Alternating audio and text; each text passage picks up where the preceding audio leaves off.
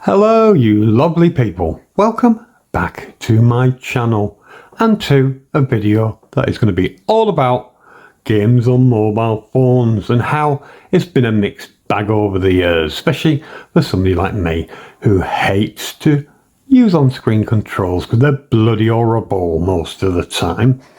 But these days of course it's quite easy, you just hook up a control pad, some even plug directly into your mobile phone, and you can just use that instead, which is fantastic. But when Nokia decided to release the 3310 and start this whole bag rolling, yeah, we didn't have that, did we? We had to use the numeric keypad on your device, on your phone.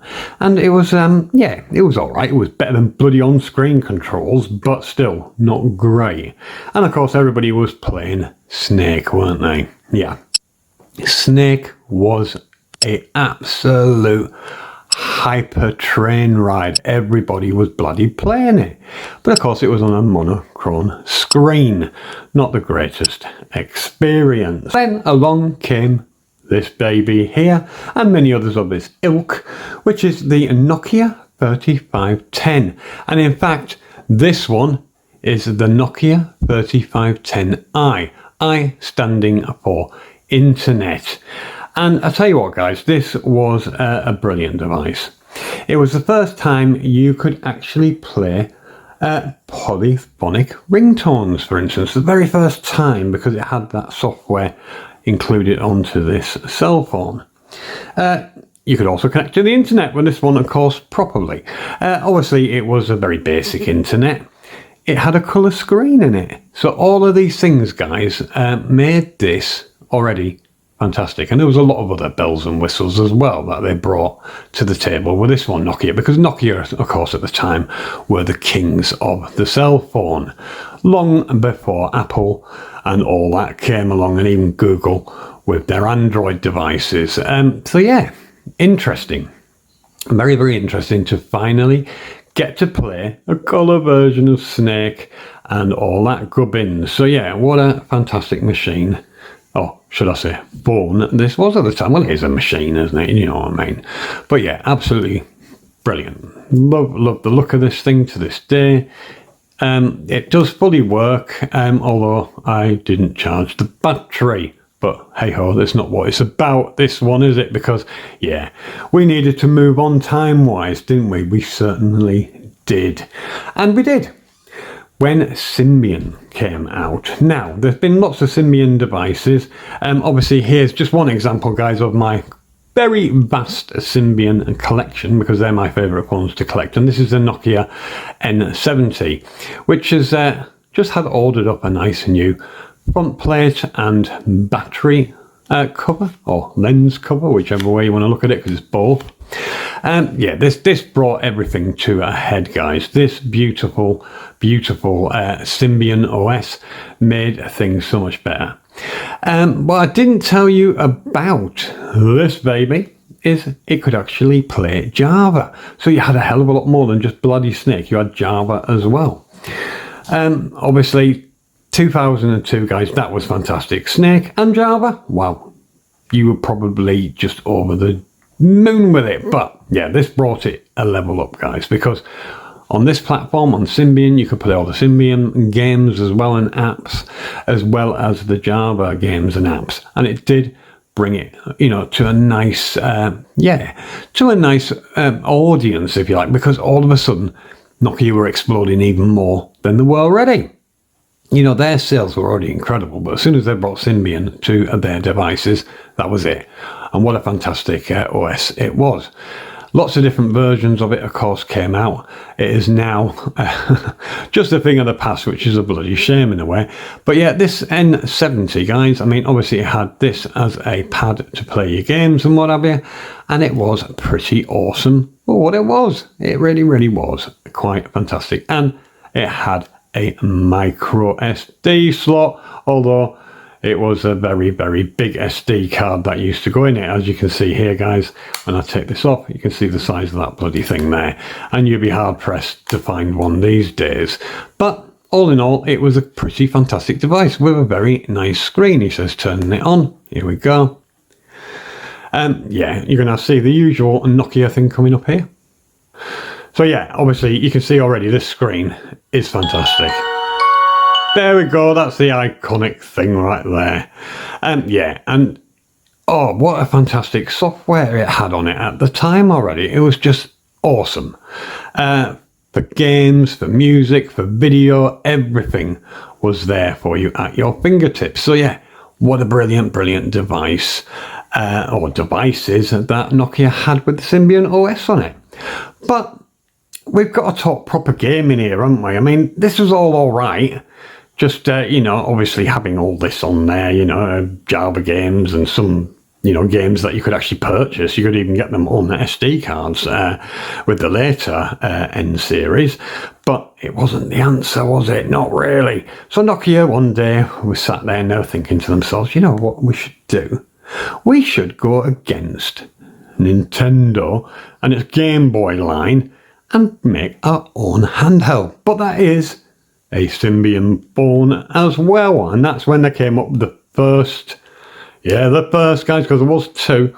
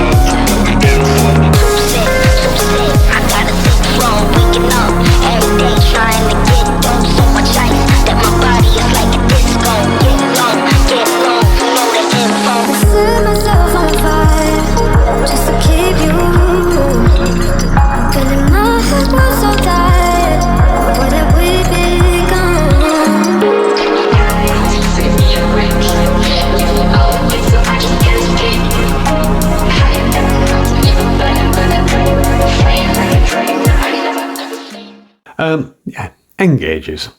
So here we have the Nokia N-Gage, the original one. Now, what was absolutely fantastic about this one, guys, was not only did it play like handheld quality games, and you could buy, or in boxes, you could go into a game store like GameStop or Game Over Here, or EB Games as it was back then, and purchase proper games for it. It was incredible. Game Station was the main staple here in the UK. I remember going to Game Station and buying loads of games from there. But you could play, yeah, MP3s. It had a radio, which were taken away on the QD, the second edition. You also have these here. You literally got cables in the box, guys, that would then allow you to plug it into, say, stereo and record your flipping vinyl and your tapes and convert them into MP3s. It was absolutely phenomenal. What a machine, guys. What a machine. And again, taken away off the second model. So you can see why this one's so sought after and why it's fetching, oh, absolutely incredible prices nowadays. Right, let's turn this beastie on.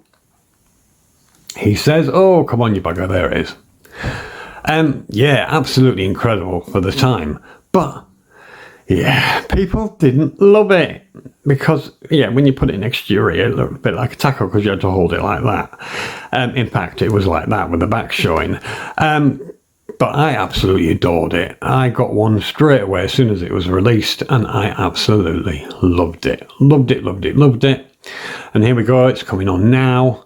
No camera on this. Considering it was a smartphone as well, that was really kind of a bad move on on their behalf, really. It was really kind of bad that Nokia didn't put a camera on here. But you can see here, guys, I mean, it looks absolutely wonderful. You go into here, and there you can see That's where I have, for instance, at the moment in there, Super Monkey Ball, which is an awesome game on here. And it has some brilliant franchises on there, like Sonic is on there. You know, you got Sega's classic Sonic on there. Sonic, that was also released onto the Game Boy Advance, one of the main competitors in the end. And I tell you what, Nokia kept on attempting to keep going with this device. It really did. They tried and tried and tried, but in the end, it was a failure. Very, very big shame. And one of the main reasons for that is people didn't like the orientation, but more than anything, guys, it was having to use keyboard again. You know, like your basic mobile phone keyboard. It was nice to have the pad, obviously. There we go, there's the pad. It's nice to have that, but it was so confusing to press buttons to do anything, and that wasn't fixed with the QD either. They are still there. But with this one, let's flip it around, and I'm going to do a risky thing here of opening this up, because I'm about to show you the biggest reason why the original one at least failed, and why the N-Gage QD actually did have more sales, and it's down to changing games. Now I'm going to change a game. He says, no, I'm not, because I've only got the one game here with me, but I'm going to show you what I mean.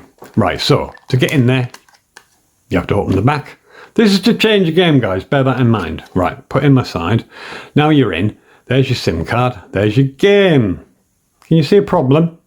How do you get that out? Well, what you have to do is not only take the bloody back off, you've got to take the battery out. There we go, battery out. And then you can get to this clip here, which then, if it wants to work straight away, which it doesn't always, but yeah, you can see where I'm going here, guys. You have to do that to get that sodding game out. There. Then you can get the game out. Like, oh, he says, come on, you bugger. There we go. That's how you get the fricking game out, the first one. Now, that was fixed, very nicely fixed with the N-Gage QD, because it had a side loading slot. So yeah, you didn't have those problems anymore. Oh, dear God. How stupid was Nokia to do that? And one of the other big problems with it all was that it actually had barely any freaking RAM whatsoever. So when you were downloading lots of Java games and whatever, and even games off their Nokia N-Gage Arena, you would find you'd run out of room very, very quickly. So yeah, not a brilliant idea, that was it. No, it definitely bloody wasn't. Oh, 2003, that is when this baby launched. 2003, very difficult time for it to launch. It wasn't that long before the PSP was going to appear and the Nintendo DS. But you know what? I loved the underdog, and I remember having my first one and just looking at it all the time, guys. Never mind playing it. I was in love with this thing. I mean, look at it. It is gorgeous, and I still think that to this day. The QD is very gorgeous as well. Forgot to bring mine up, unfortunately. Oh dear, I'm really not prepared, have I, guys? No. But anyway, yeah, that is a good example of actual proper games that you could buy and having the controls there. And it is a proper handheld as well as being a smartphone. But in a way, Nokia went a little bit too far, didn't they? They went too far down the smartphone market and handheld at the same time, and people just couldn't really take to it. Now, one of the other things is, like I was saying earlier about you know, the keys, was the screen. The screen, it just wasn't in the orientation people wanted for a handheld. Now, this is actually down to the fact that they had so many other smartphones on the market, and they were basically using the same screen. That's how that happened. But yeah, it put people off again. Then came along this baby. Yeah, now, this is where we truly go into gaming on a mobile phone. You could purchase games as much as you like. You could install emulators. It is, of course, the Sony Ericsson Play. Oh, the PlayStation phone, guys, which looks very much like a flipping PSP Go as soon as you open it up like that. So you can see here, what a fabulous looking thing this is. It really, really is fabulous. You've got these touch sensitive pads here. You've also got your directional. You've got all your PlayStation buttons here. You've got the front facing buttons as well, and then you got your, you start selecting all that here, and home and what have you. What a fantastic thing. And then of course up there you also have your shoulder buttons, which are fantastic as well, left and right. And then you got your volume control and all that. And of course this has got a camera on it, and it was actually a very, very good camera at the time. So yeah, what a fantastic thing. This is, shall we try and turn this little bugger on? He says, come on, where was it again? There we go, there it is. So yeah, we'll try and turn that on, and up we go like that. And look, you go straight into where your games can be stored. I haven't got a lot on here, guys, to be fair. So yeah, but this takes you straight to it, and you can see that beautiful screen. But yeah, what a fantastic device this was for its time. But again, they tripped up, guys, but not on anything to do with the hardware. The hardware is perfection. It's beautiful. It's gorgeous. No, it had no RAM. That was the problem. It's all right having all these games if you haven't got any bloody RAM. It had like 500 megabytes of sodding RAM when they, at a time when they could have really had like at least a gig. Big mistake. Big mistake. And that made it not as popular as it should have been. It wasn't a failure by a long shot, but Sony really tripped themselves up there, and Ericsson for that matter, because of course they were still together at the time.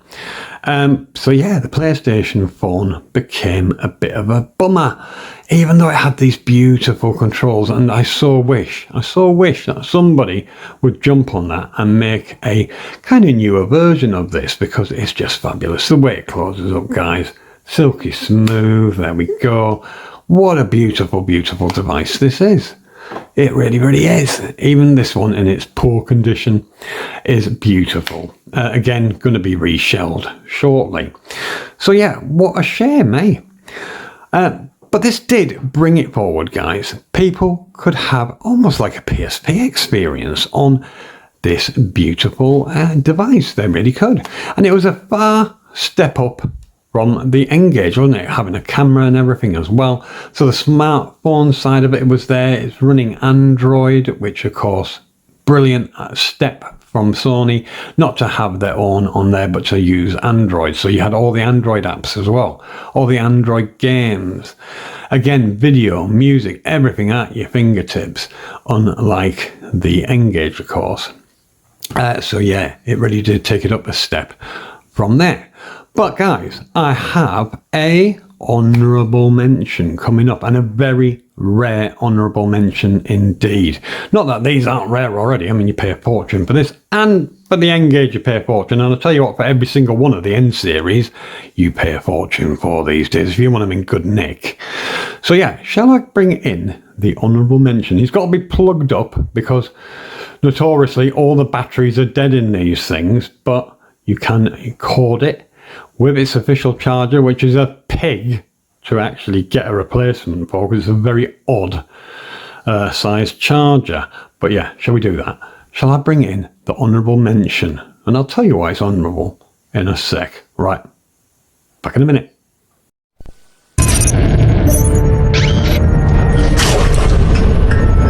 This is the story of the bumblebee. Its wings are too small and its body too big. According to all principles, it's too heavy for its wings. It just can't fly. But no one has told this to the bumblebee. So it flies and flies. He doesn't care much about principles, do you? And here is the honourable mention. Like I said, lead it up, because all the batteries are dying. And as you can see, guys, this is a Gizmundo, an extremely rare handheld. And I won't go into the whole story. It is a very, very long story of Swedish mafia backed, ripping off people like MTV, or should I say big companies like MTV, and the whole thing being a bit of a con, but a con that had a fantastic product. Absolutely fantastic. Nobody will ever tell me any different. I love the Gizmundo. Not only could it play movies, not only could it play music, and have graphics that were actually surpassing the PS1, in my opinion, with some of the games. When you see things like colours and what have you playing, this was an incredible, incredible device. And as you can see here, here is the menu. Absolutely fantastic bloody machine. It really was. As I say, the games alone were just, oh, awesome. But I'm going to have to unplug it for this bit, guys, and it's going to go off because I want to show you why is it an honourable mention. Well, it's an honourable mention because it does have one phone capability, unless you want to count the movies and the music, and it even had GPS, guys. So yeah, you could use it as a sat nav, and there was software for it as a sat nav. So yeah, what is that feature that it had that made it very much an honourable mention in this video?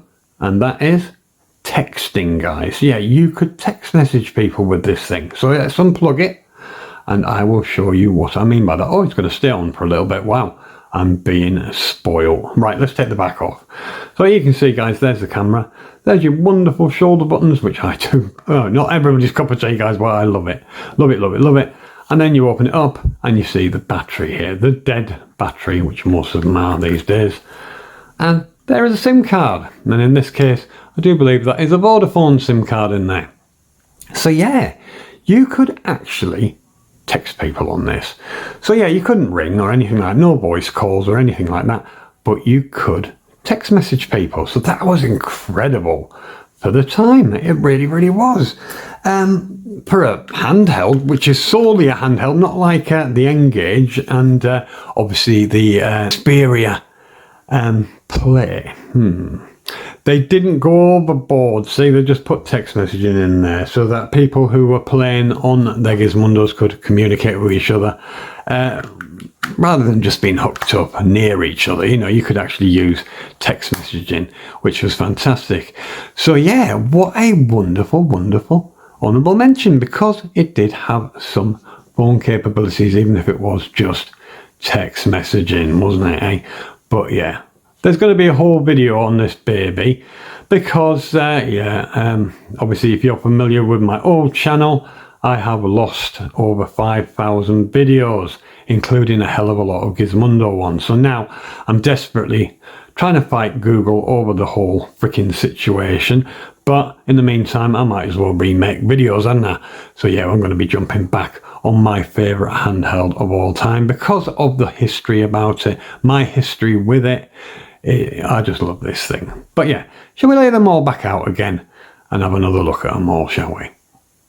Right, so here they all are again, with one of, not the beginning, but pretty much the beginning of anything colour and Java games. And then right up to the Xperia Play, of course. Yeah, gaming on mobile phones and the evolution of gaming on mobile phones. From Snake to full games, guys, that played like, oh, absolutely wonderful games like Crash Bandicoot and what have you on the Xperia Play. And that is the one that I would like to see redone with those buttons, guys, that slide in and out. Now, we have had some other handhelds that were also mobile phones, but they were usually really cheap from China, and they were awful. They were basically just NES on a chip stuck into a very cheap and nasty phone. So in my opinion, personally, they don't count because they were so awful. You were very lucky if you even got a year's worth of use out of it before they were completely and utterly crap. And I'll tell you what, and if you think the controls on the Nokia N-Gage were bad, flipping heck, they were nothing in comparison to one of those bloody things, that's for sure. And all you had was NES games playing extremely poorly, I might add as well, guys. I mean, 8-bit was playing like crap on those things. So yeah, that's why I'm only just mentioning them as a kind of little bit of a sideline there. Yeah, so what do you think, guys? Did you ever have any of these? I mean, obviously, you might have had a different model of the N series from Nokia. Yeah, did you have a Gizmundo at the time? Are you one of the very few people that actually bought one of them? And did you love it as much as I do, still to this day? And of course, the N-Gage. What a baby that was. Oh, what a fabulous library it has, and it really does. It's so underrated, it really is. Over 85 games in this country, a hell of a lot less in the US, of course, and an exclusive Sega Rally in Australia. but you can play it on any of them, so that's not a problem if you manage to get hold of a copy of it, because they sell for around about £300 if they're fully boxed. That's Sega Rally, not the bloody N-Gage. The N-Gage can cost an absolute fortune. And of course, there we have the Xperia Play with all its capabilities. Obviously, you couldn't go into a shop and buy physical games for it, but you could go online and buy games. And of course, you could, do a naughty and put loads of emulators on it because it's an Android device. And then, of course, our honourable mention, the beautiful, the wonderful, my favourite handheld of all time, the Gizmundo, which had some blinding games on it if you were willing to give it a chance in the all of not even quite 2 years that it was on the market. Naughty, naughty Tiger Telematic. Oh, but there we go. There we go, guys. That is a quick video just talking about mobile games and the evolution of mobile games. But yeah, there we have it, guys. What did you think? Let me know in the comments. You know how much I love to read the comments. And yeah, with that, guys, I'm going to wrap things up and I'm going to say goodbye. And I'll see you in the next one, guys. Bye-bye.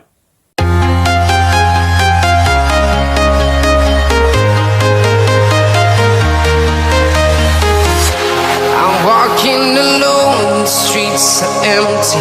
The only thing I can see is my own silhouette.